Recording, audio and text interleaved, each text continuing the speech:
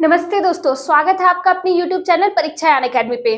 तो दोस्तों, मंजिलें क्या है तो रास्ता क्या है, मंजिलें क्या है रास्ता क्या है, हौसले हो तो फासला क्या है, हौसले हो तो फासला क्या है। चलिए दोस्तों, इसी फासले को तय करने के लिए हम लोग आज का अपना प्रीवियस ईयर क्वेश्चन की जो सीरीज चल रही थी उसको सॉल्व करते हैं। चलिए शुरू करते हैं एक नया प्रीवियस ईयर क्वेश्चन।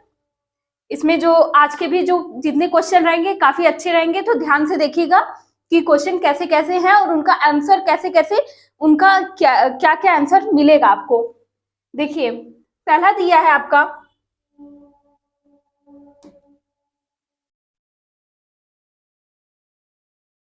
निर्देश में दिया है, निर्देश में है 1 से 9 में। आपको पता है 1 से 9 तक आपके क्या आएंगे, हिंदी के जो गद्यांश के क्वेश्चन रहते हैं वो मिलते हैं। तो देखिए क्या दिया है, दिए गए गद्यांश को ध्यानपूर्वक पढ़िए तथा पूछे गए प्रश्नों के उत्तर के लिए सबसे उपयुक्त विकल्प का चयन कीजिए। तो पहले हम लोग गद्यांश को नहीं पढ़ेंगे, मैंने आपको पहले बताया, पहले हम लोग क्वेश्चन देख लेंगे, फिर उसमें गद्यांश में आपको अपने आप मिलता चला जाएगा उसका आंसर। चलिए देखते हैं हम लोग। क्वेश्चन पहला क्या है, उपवास का संबंध किससे है, उपवास का संबंध किससे है। आपको ऑप्शन दिया है केवल धार्मिक अनुष्ठानों से, केवल स्वास्थ्य से, फिर सीधे है धार्मिक अनुष्ठानों तथा स्वास्थ्य दोनों से है, या फिर रीति रिवाजों से। वैसे दोस्तों आपको तो पता है होगा कि उपवास जो है धार्मिक अनुष्ठान और स्वास्थ्य दोनों से होता है, लेकिन चलिए हम लोग पैसेज पे देखते हैं क्या लिखा है। उपवास रखना केवल धार्मिक विधि विधान या कर्मकांड का अंग नहीं है, मतलब सिर्फ धार्मिक का ही अंग नहीं है। उपवास व्रत भारतीय संस्कृति में पूर्ण स्वास्थ्य के सूत्र है, यानी मतलब यहाँ पूर्ण स्वास्थ्य और धार्मिक विधि विधान दोनों से संबंधित है। तो आपका जो ऑप्शन नंबर बी सी था, धार्मिक अनुष्ठानों तथा स्वास्थ्य दोनों से, ये आपका सही हो जाएगा। तो यहाँ आपका ऑप्शन नंबर सी सही हो जाएगा। चलिए आगे हम लोग देखते हैं। आगे दिया है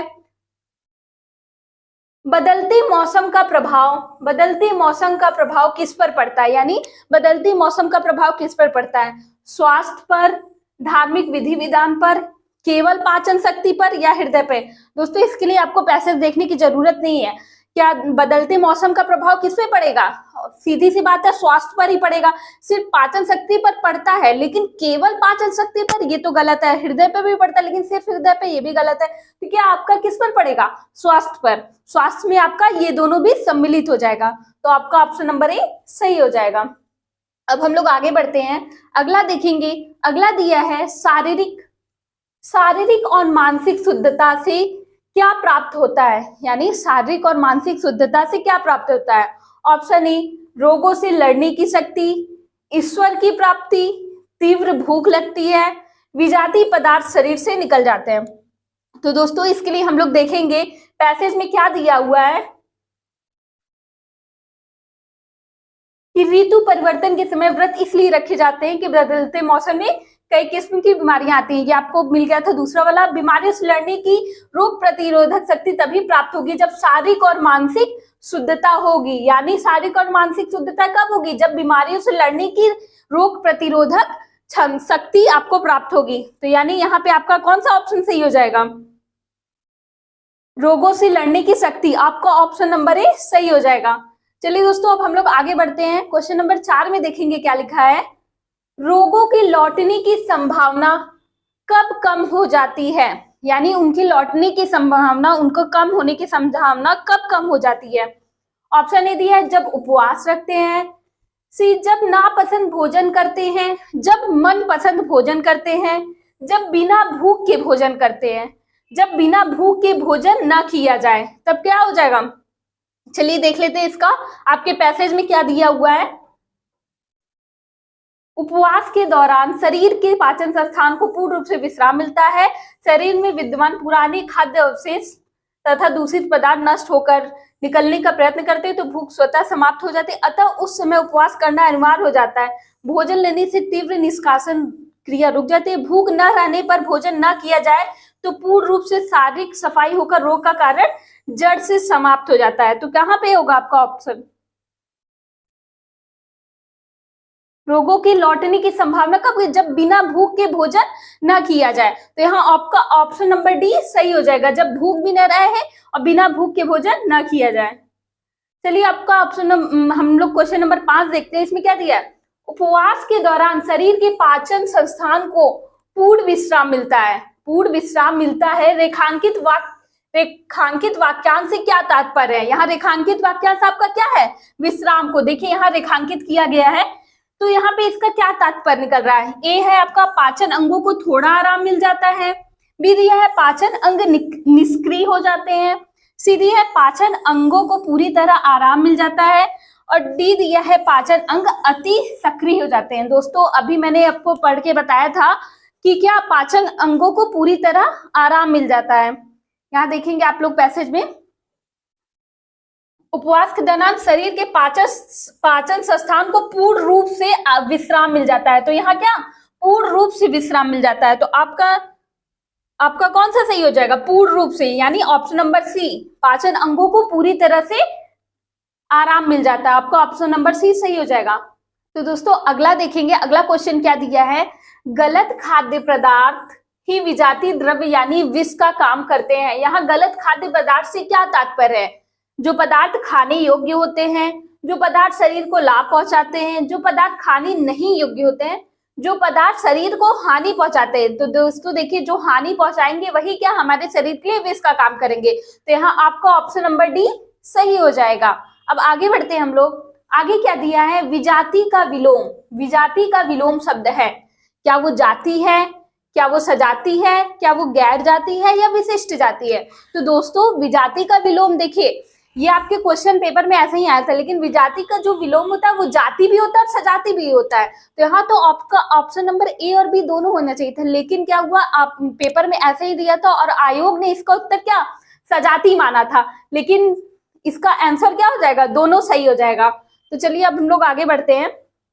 आगे क्या दिया है? दूषित। दूषित में कौन सा प्रत्यय है? दूषित, देखिए दूषित जो होता है दोष धन इत, दोष धन इत बराबर दूषित से मिलाकर बना है। तो यहाँ क्या हो जाएगा? इत। यहाँ पे देखिए छोटी ई की मात्रा जुड़ी है तो कौन सा? इत। आपका ऑप्शन नंबर सी सही हो जाएगा। कौन सा प्रत्यय है? इत प्रत्यय है। अब हम लोग आगे बढ़ेंगे दोस्तों। आगे क्या दिया है? निम्नलिखित में से कौन सा विशेषण का उदाहरण है? निम्नलिखित में से कौन सा विशेषण का पूछा है? विशेषण पूछा है दोस्तों। विशेषण क्या होता है? संज्ञा या सर्वनाम की विशेषता बताने वाले शब्दों को क्या कहते हैं? विशेषण कहते हैं। तो क्या है आपका ऑप्शन? ए दिया है अजगर, बी दिया है अमृत, सी दिया है आहार, डी दिया है असली। तो ध्यान दीजिएगा दोस्तों, आपके ये जो अजगर, अमृत और आहार ये तीनों आपके संज्ञा होंगे, लेकिन क्या होगा? असली क्या होगा आपका? ये आपका विशेषण हो जाएगा, क्योंकि असली क्या हो जाएगा? किसी चीज की विशेषता बताएगा। तो ऑप्शन आपका डी सही हो जाएगा। अब आगे देखेंगे दोस्तों, अगला दिया अपद्य, यानी एक क्या क्वेश्चन रहता है? पद्य से सम्मिलित रहता है। तो देखेंगे हम लोग पद्य, यानी क्वेश्चन नंबर 10 से 15 आपके पद्य से क्वेश्चन होंगे। चलिए देखते हैं क्या दिया है।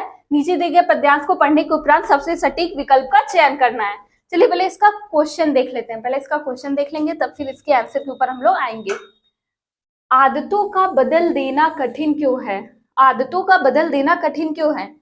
आदतों का प्रभाव जीवन पर नहीं पड़ता, आदतों के कारण सारे कार्य शीघ्र होते हैं, आदतें व्यक्तित्व का अभिन्न हिस्सा हैं, या आदतों को कभी बदला नहीं जाता। दोस्तों इसके लिए पैसेज पढ़ने की क्या जरूरत है, आप यहीं से देख लीजिए। आदतें व्यक्तित्व का क्या एक अभिन्न हिस्सा हो जाती है। जब हम कोई चीज सुबह से उठते हैं, अपना डेली चाहे वो आप दिनचर्या काम कर लीजिए, वो क्या हमारी आदत में आ जाता है। तो क्या हो जाता है? आदतें हमारे जीवन का एक अभिन्न हिस्सा हो जाती है। तो यहाँ जो सबसे सटीक आपका सबसे सुटेबल आंसर होगा वो ऑप्शन नंबर सी होगा। अब हम लोग आगे बढ़ते हैं। अब आगे क्वेश्चन में दिया है कवि के दोस्त कहाँ रहते हैं? कवि के दोस्त कहाँ रहते हैं? ऑप्शन ए दिया है पता नहीं, अब पता ही नहीं कहाँ रहते हैं। सी दिया अनंतनाग में, बी दिया अनंतनाग में, सी दिया जम्मू में, या डी दिया मैदान में। तो चलिए इसके लिए अब हम लोग को पैसेज पढ़ना जरूरी होता है। तो चलिए देखिए पद्यांश में क्या दिया हुआ आपके। आज जब पहली बार, एक तरह से पहली बार है, आया है तुम्हारा खत जम्मू की किसी कॉलोनी से। कहां से? जम्मू की किसी कॉलोनी से। तो यहाँ कहाँ की बात की जा रहा है? जम्मू से आ रहा है। तो आपका जो ऑप्शन सही होगा वो कौन सा सही हो जाएगा? कवि के दोस्त कहाँ रहते हैं? ऑप्शन सी जम्मू में। तो कहाँ? जम्मू। आपका ऑप्शन सी सही हो जाएगा। चलिए अब हम लोग आगे बढ़ते हैं। आगे दिया है बुरी तरह से भीगा हुआ से क्या तात्पर्य है, यानी बुरी तरह से भीगा हुआ से क्या तात्पर्य है। यहाँ पे आप जब इसमें जाएंगे तो यहाँ लिखेगा जम्मू की किसी कॉलोनी से तो लग रहा है क्यों आया है तुम्हारा खत।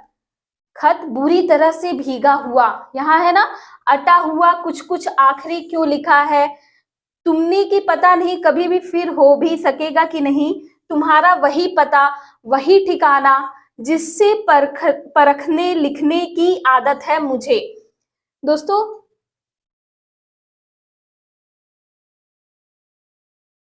तो यहाँ बुरी तरह से भीगा, ये जो कवि लोग होते हैं ना जब लिखते हैं ना, इनका लिखने और इनके जो भाव निकलता है ना वो कोई और ही निकलता है। जो लिखे जरूरी नहीं कि बुरी तरह से भीगा यानी ये पानी से भीगा है या ओस से भीगा है, इसका कुछ और ही अर्थ होगा। चलिए ऑप्शन देखते हैं। चिट्ठी बारिश में भीग गई थी, चिट्ठी में विस्थापन का दर्द लिखा था, चिट्ठी ओस में गीली हो गई थी, चिट्ठी पानी में भीग गई थी। तो दोस्तों जी ये था ना बारिश में भीग गई थी, ओस में गीली गई थी, ये नहीं। कवि क्या होते, कवि ना जहां ना पहुंचे रवि वहां पहुंचे कवि, यही बात होती है। तो कवि की जो हमेशा बातें होती है ना वो कुछ अलग भाव देती है। तो चिट्ठी में जो था विस्थापन का, जो अपने दोस्त से बिछड़ने का दर्द लिखा हुआ है, तो यहाँ आपका ऑप्शन नंबर बी सही हो जाएगा। चलिए अब हम लोग आगे बढ़ते हैं। आगे दिया है कविता में किसका स्वर प्रमुखता से सुना जा सकता है। ऑप्शन ए किसी दूसरे के घर में होने की पीड़ा का, घर के अस्त व्यस्त होने की पीड़ा का, घर वापसी न होने की पीड़ा का, बार बार स्थानांतरण होने की पीड़ा का। दोस्तों उसमें खत लिखा गया है जो कि दूर है, घर वापस नहीं आ पा रहा, उसके गली से उसके कॉलोनी से खत आया गया है, तो ये क्या हो जाएगा, ये आपका घर वापस न होने की पीड़ा का। यहाँ आपका ऑप्शन नंबर सी सही हो जाएगा, घर वापसी न होने की पीड़ा का उसमें दर्द बयां किया गया है। अब देखते हैं क्या दिया है। देखिए ग्रामर यानी व्याकरण बेस्ड क्वेश्चन है। क्या है, कुछ कुछ शब्द युग्म है, ये मतलब पूछ रहा है कैसा शब्द युग्म है। ऑप्शन ए दिया है निरर्थक शब्द युग्म है, पुनरुक्त शब्द युग्म है, सार्थक शब्द युग्म है, या फिर साधारण शब्द युग्म है। तो दोस्तों जब एक ही शब्द अपने आप को दोबारा रिपीट करे यानी उसमें बार वही चीज दोबारा आए तो वो क्या होता है, पुनरुक्त होता है। यानी कुछ कुछ कैसा होगा, पुनरुक्त शब्द हो गया। जैसे और पुनरुक्त शब्द जैसे धीरे धीरे हो गया, धीरे धीरे, बार बार, ऐसे शब्द जितने भी आपको मिलेंगे वो क्या हो जाएंगे, पुनरुक्त शब्द होंगे। और निरर्थक शब्द भी आप जानते हैं, चाय वाय, खाना वाना, ऐसे सब क्या होते हैं, निरर्थक होते हैं। तो ध्यान रखिएगा ये कैसे शब्द है, पुनरुक्त शब्द है। अब आगे चलिए, आगे दिया है। अब यहाँ से आपके जो 15 क्वेश्चन मिलेंगे दोस्तों वो क्या, पेडागोजी यानी शिक्षण शास्त्र से मिलेंगे। तो चलिए इनको अच्छे से ध्यान दीजिएगा, ठीक है। क्या दिया है, बहुभाषिकता हमारे मस्तिष्क को सकारात्मक रूप से प्रभावित करती है और हमारे संज्ञानात्मक कौशलों को समृद्ध करती है। फिर क्या कह रहा है, द्विभाषावाद का यह परिप्रेक्ष्य 20वीं शताब्दी के अधिकांश समय के दौरान द्विभाषा के प्रति विकसित दृष्टिकोणों से सर्वथा भिन्न है। शुरुआती दौर में दूसरी भाषा को किस रूप में जाना जाता था, यानी जब अर्ली पीरियड में पहले के टाइम में जो दूसरी भाषा होती थी बहुभाषिकता को किस रूप में जाना जाता था, एक प्रेरणात्मक घटक के रूप में जाना जाता था। ऑप्शन भी दिया, हस्तक्षेप बाधा के रूप में जाना जाता था, एक खुशनुमा संयोग के रूप में, जीवन में असफलता के एक कारक में रूप में। तो दोस्तों पहले जब था ना तो वो बहुभाषिकता यानी द्विभाषा जो था उसको एक बाधा माना जाता है, एक बाधा के रूप में माना जाता है। तो यहाँ आपका ऑप्शन नंबर बी हो जाएगा। और अभी के टाइम में बहुभाषिकता मतलब एक संसाधन, एक रिसोर्स माना जाता है, इतना ध्यान रखिएगा। आगे दिया है ट्रांसलैंग्वेजिंग से क्या तात्पर्य है। ऑप्शन ए पारंपरिक रूप से परिभाषित भाषा की सीमाओं को पुनर्बलन करना, पारंपरिक सांस्कृतिक रूप से परिभाषित भाषा की सीमाओं को चुनौती देना, विभिन्न भाषाओं को एक पृथक व्यवस्था के रूप में देखना, और डी दिया है द्विभाषावाद के लिए नई शब्दावली है। अच्छा दोस्तों ये सब पता है, पेडागॉजिक क्वेश्चन चाहे हिंदी के हो, चाहे इंग्लिश के हो, चाहे संस्कृत के हो, चाहे सीडीपी के हो, आप अगर सॉल्व करेंगे ना आप देखेंगे कि सेम टू सेम यही चीज ट्रांसलेट करके इंग्लिश में भी दे दिया रहता है। तो अगर आप कोई चीज पढ़ रहे हैं उसको ध्यान से पढ़िए, उसका कॉन्सेप्ट दिमाग में बैठा लीजिए, क्योंकि इसी का ट्रांसलेशन आपको इंग्लिश में मिलेगा। इसी का ट्रांसलैंग्वेजिंग सीधे सीधे पूछ सकता है, what is mean by translanguaging. Sanskrit में पूछ सकता है, ट्रांस लैंग्वेजिंग से क्या तात्पर्य है, किसी भी सब्जेक्ट में पूछ सकता है। तो आप ये सब, और विश्वास मानिए हम लोग पेपर देख रहे हैं उसमें यही सब क्वेश्चन रिपीटेड किया जाता है। तो आप ये सब चीजें प्रीवियस ईयर क्वेश्चन एकदम अच्छे से रट के जाइएगा, क्योंकि क्या हो सकता है कोई भी क्वेश्चन रिपीट कर सकता है। इतना पेपर होगा, कहाँ से क्वेश्चन बनाएगा, आखिर वो क्वेश्चन बनाएगा कहाँ से, यही सबसे ना आएगा। तो ये सब चीज ध्यान से पढ़ के जाइएगा। तो क्या होगा ट्रांस लैंग्वेजिंग, तो पहले जान लेते हैं ट्रांस लैंग्वेजिंग क्या होता है। ट्रांस लैंग्वेजिंग ये एक ऐसा शब्द है जब किसी एक विषय के लिए हम लोग किसी चीज को अध्ययन करने के लिए हम लोग दूसरी भाषा का भी इस्तेमाल करते हैं या फिर कई भाषा का इस्तेमाल करते हैं, तो उसको क्या कहते हैं, ट्रांस लैंग्वेजिंग।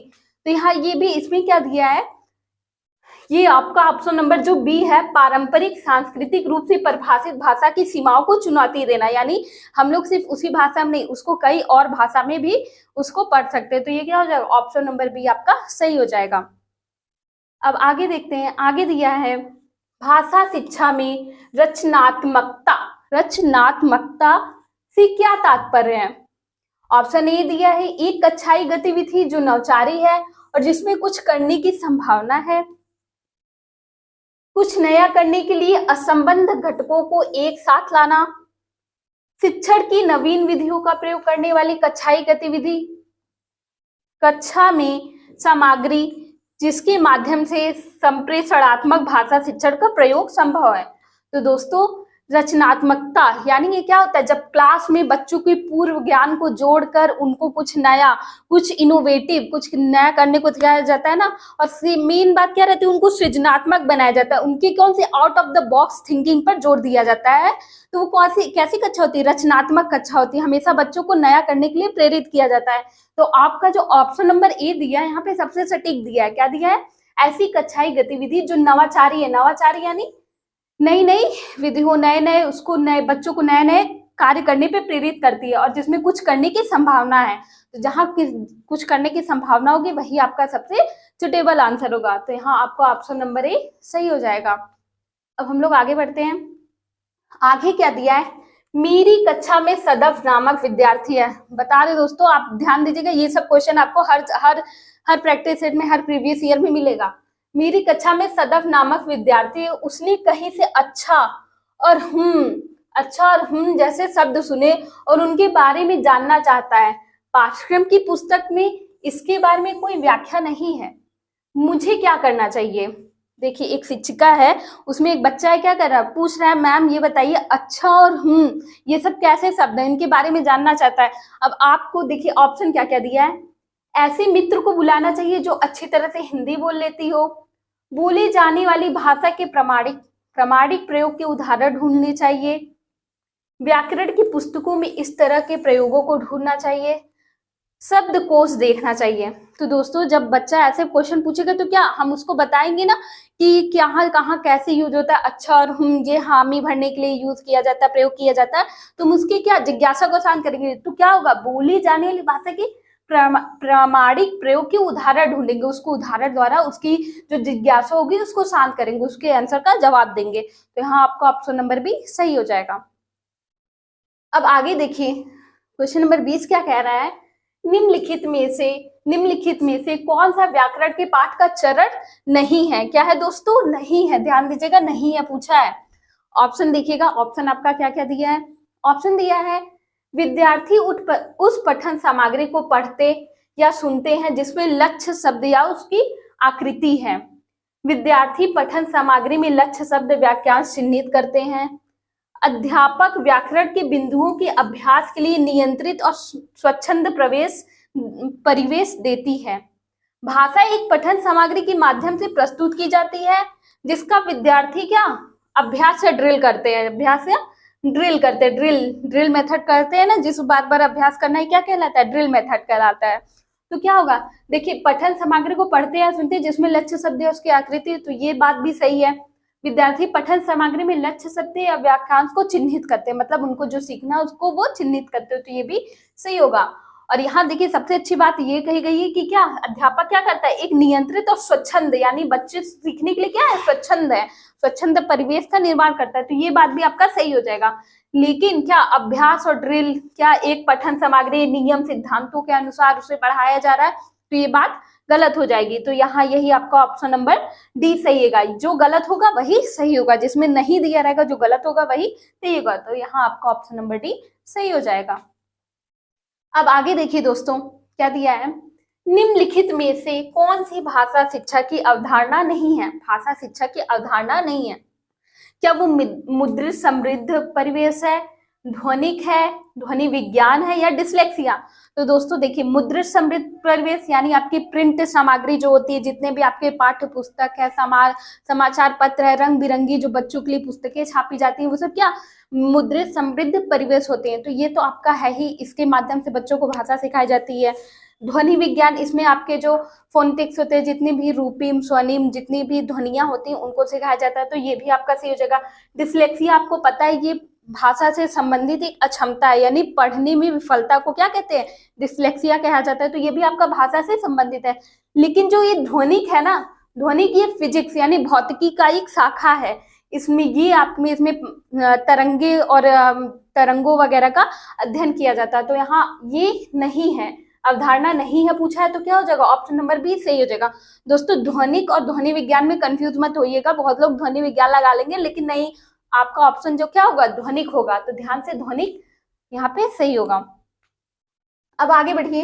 अब देखिए ये नॉम चोम्स्की यानी नोम चोम्स्की कि इस वाक्य पर ध्यान दीजिए। अब यहाँ एक वाक्य दे रहा है, उस पर हम लोग को ध्यान देना है। देखिए कहाँ है, रंग हरित हरे विचार शांति पूर्वक सोते हैं। रंग हरित हरे विचार शांति पूर्वक सोते हैं। यह किस तरह के वाक्य का उदाहरण है, यह किस तरह के वाक्य का उदाहरण है। तो ऑप्शन नंबर ए देखिए, व्याकरणिक दृष्टि से सही है, यानी क्या ये व्याकरणिक दृष्टि से सही है, पर पसंद नापसंद व्यक्त करता है। व्याकरणिक दृष्टि से सही बनावट है, पर अर्थ की दृष्टि से सही नहीं है। शब्द के प्रयोग की दृष्टि से सही है, पर ध्वन्यात्मक रूप से गलत है। व्याकरण मूलक है, पर तार्किकता की दृष्टि से सही नहीं है। तो दोस्तों ये कैसा है, क्या बोला है, रंग हरित हरे विचार शांति पूर्वक सोते। ये क्या है, व्याकरणिक यानी नियम सिद्धांत के अनुसार तो देखा जाए तो सब चीज अपनी जगह सही है, लेकिन क्या इसका कोई अर्थ निकल रहा है, तो क्या होगा, ये अर्थ की दृष्टि से गलत है, अर्थ की दृष्टि से गलत है। और नॉम चोम्स्की के बारे में दो चीजें आप ध्यान रखिएगा, ये एलएडी यानी लैंग्वेज एक्विजिशन डिवाइस की बात करते हैं, और एक किस चीज की बात करते हैं, यूनिवर्सल ग्रामर यानी सार्वभौमिक व्याकरण की बात करते हैं। इनका ये सब चीजें याद करें। और क्या भाषा को एक जन्मजात क्षमता मानते हैं, ये सब चीजें आप जो इन लोग के बारे में है ध्यान से याद करिएगा। सार्वभौमिक व्याकरण, ठीक है। तो यहाँ पे आपका ऑप्शन नंबर बी सही हो जाएगा। चलिए आगे बढ़ते हैं। आगे दिया है परिमाणतः, परिमाणतः इसलिए इससे आगे हालांकि किसके उदाहरण है, मतलब पूछ रहे हैं सब किसके उदाहरण है। ऑप्शन ए दिया है योजक उपकरण, बी दिया है संबंधता, सी दिया है शब्द संपदा, या दिया है व्याकरण की क्षेत्र। तो दोस्तों परिमाणता इसलिए इससे आगे हालांकि ये सब हम लोग कब लगाते हैं, जब हम लोग को क्या बीच में बात को कहीं जोड़ना रहता है, एज अ कंजक्शन यानी योजक उपकरण। हम लोग इंग्लिश में भी पढ़े हैं कंजक्शन, और हिंदी में क्या होता है, योजक उपकरण। तो यहाँ आपका ऑप्शन नंबर ए सही हो जाएगा। संबंधता यानी जब उससे कोई संबंध रखता है तब सही होता, ये गलत हो जाएगा। शब्द संबंधता यानी जितने शब्दों पर आपका अपना अधिकार होता है, जितने अच्छे से आप कोई शब्द बोल सकते हैं, वो शब्द संपदा के अंतर्गत आता है। और व्याकरण का क्षेत्र तो बहुत बड़ा है, तो यहाँ आपका ऑप्शन नंबर ए सही हो जाएगा। अब आगे बढ़ते हैं। आगे क्या दिया है, कक्षा में अध्यापक की भाषा के सही उदाहरण की पहचान कीजिए। अब देखिए क्या दिया है, तब बहुत से मिलकर बातचीत कर रहे थे, खुशनुमा कक्षा। समूह एक के द्वारा समर्थित विचार दिमाग उड़ा देने वाला है। बोलना बंद करो नहीं तो बाद में तुम्हारे लिए बोलना अच्छा नहीं है, तुम पछताओगे, बाद में तुम पछताओगे। कृपया समूहों में बैठिए और यह जो चित्र आपको दिया गया है इस पर एक अनुच्छेद लिखिए। तो दोस्तों अगर आप ये तीनों अभी मैंने पढ़ा था तो कहीं से भी ये सेंटेंस सही नहीं था, और ये तो एकदम गलत था कि बच्चों कहते बोलना बंद करो नहीं तो बाद में तुम पछताओगे। कभी बच्चे को धमकाना डराना नहीं है, कभी भी ऐसा नहीं करना है। तो क्या होगा, ये सबसे आपका सही क्या होगा, कृपया सब व्याकरण की दृष्टि से भी सही है और वाक्य प्रयोग की भी दृष्टि से ये सही है। कृपया समूहों में बैठिए और यह जो चित्र आपको दिया गया है इस पर एक अनुच्छेद लिखिए। तो यहाँ आपका ऑप्शन नंबर डी सही हो जाएगा। अब आगे बढ़ते हैं। आगे दिया वॉश बैक। वॉश बैक शब्द संबंधित है कि किस प्रकार से कोई जांच परीक्षण। ऑप्शन ए दिया है कक्षा की शिक्षण सामग्री को प्रभावित करता है, शिक्षार्थियों की परीक्षाओं की तैयारी को प्रभावित करता है, शिक्षार्थियों के समूचे जीवन पर प्रभाव डालता है, या फिर भाषा विकास पर प्रभाव डालता है।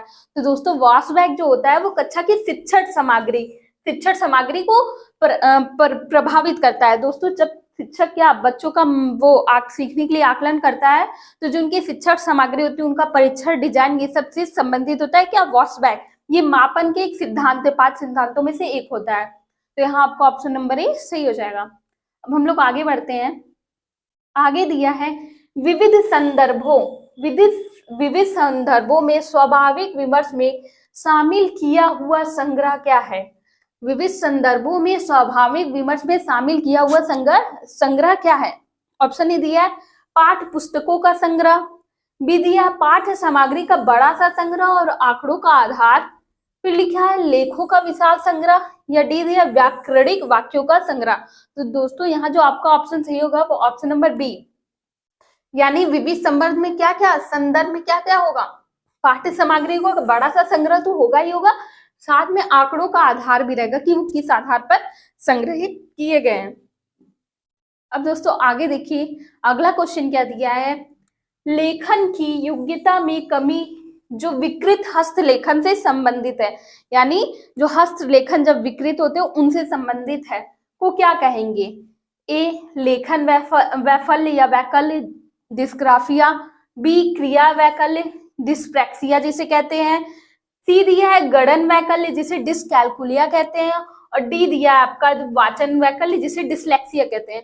तो दोस्तों लेखन की अयोग्यता यानी लेखन वैकल्य, मतलब जब लिखने में अक्षमता होती है, किसी कमी के कारण जब लिखने में अक्षमता होती है तो वो क्या डिस्ग्राफिया कहलाती है, क्या डिस्ग्राफिया। तो यहाँ आपका ऑप्शन नंबर ए सही हो जाएगा। अब बात करें क्रिया वैकल्य की, डिस्प्रैक्सिया की, तो जब आपके मोटर संबंधित जो छोटे छोटे कार्य होते हैं जैसे ब्रश करना, लिखना लिखना, ये सब में जब बच्चे को अक्षमता होती है तो क्या होता है, वो क्रिया वैकल्य होता है यानी डिस्प्रैक्सिया होता है। और गणना वैकल्य जब गणित के सवालों को हल करने में, छोटे मोटे सवालों को भी हल करने में बच्चे को दिक्कत होती है, अक्षमता होती है, तो वो क्या डिसकैलकुलिया कहलाता है। और वाचन वैफल्य यानी डिसलेक्सिया, ये तो आपको पता ही है, जब भाषा संबंधित किसी चीज को पढ़ने में जो बच्चों को विफलता होती है तो क्या कहलाता है, वाचन वैफल्य, पठन वैफल्य इसे कहते हैं डिसलेक्सिया।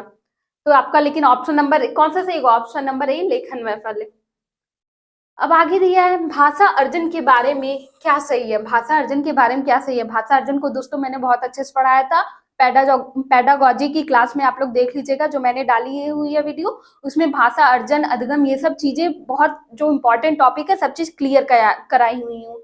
तो देखिए क्या लिखा है, भाषा अर्जन के बारे में क्या सही है, सचेत और सुविचारित, बी दिया है स्वाभाविक और सुविचारित है, फिर सी दिया है स्वाभाविक और अवचेतन है, या डी दिया भाषा प्रक्रिया है। मैंने आपको पहले ही बताया भाषा क्या है, भाषा अर्जन एक जन्मजात क्षमता है। और क्या तो ये क्या हो जाएगा, स्वाभाविक यानी नेचुरल होगी, और क्या अवचेतन यानी अनकॉन्शियस माइंड में होता है, यानी आपको पता नहीं चलेगा। लोगों से बात करते बच्चा जब पैदा होता है वो अपने आसपास पड़ोस, अपने माता पिता, अपनी दोस्तों से अपने आप ही क्या भाषण अर्जन कर लेता है। तो ये आपका ऑप्शन नंबर सी सही हो जाएगा। अब आगे देखते हैं क्या दिया है, भारत में अंग्रेजी के भाषा के संदर्भ में क्या सही है, यानी अंग्रेजी भाषा के संदर्भ में क्या सही है।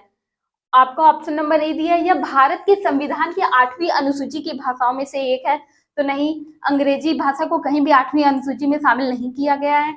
अगला दिया है, यह भारत संघ की सहकार्यालयी भाषा है, यह भारत संघ की कार्यालयी भाषा है, यह संविधान द्वारा मान्यता प्राप्त भाषाओं में से एक भाषा है।